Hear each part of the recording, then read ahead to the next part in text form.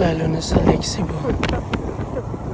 Sundan mo lang ba yung mga kaibigan mo na nasa unahan?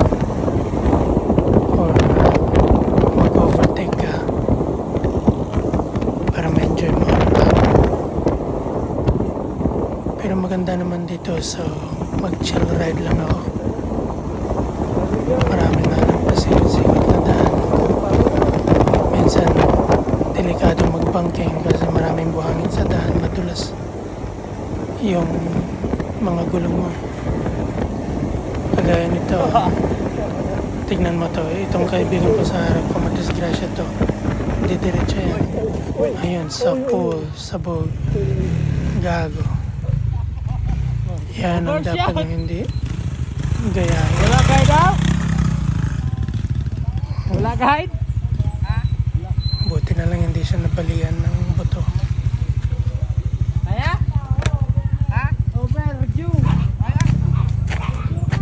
Sabi niya okay lang daw siya, okay lang. Kaya, diretso! Okay ka lang? Okay ka lang? Okay. Okay. Pwede.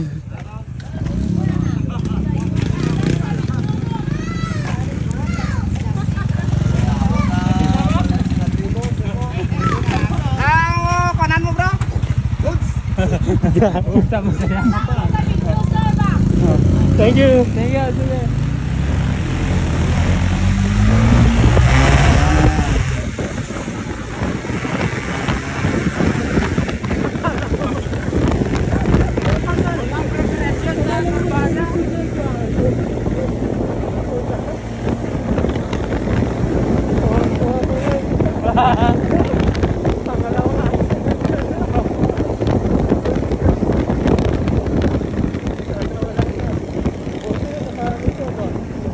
Dapat pag may sign, prepare ka na. Naka-prepare ka na ba? Naganahan na ata siya.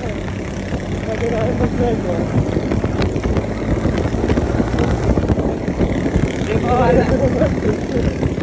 Di mo alam yung ano, yan o, katulad yan. Gulpi, bigla lang ganyan o. Bigla lang yung 90 degree na. Okay lang, balas.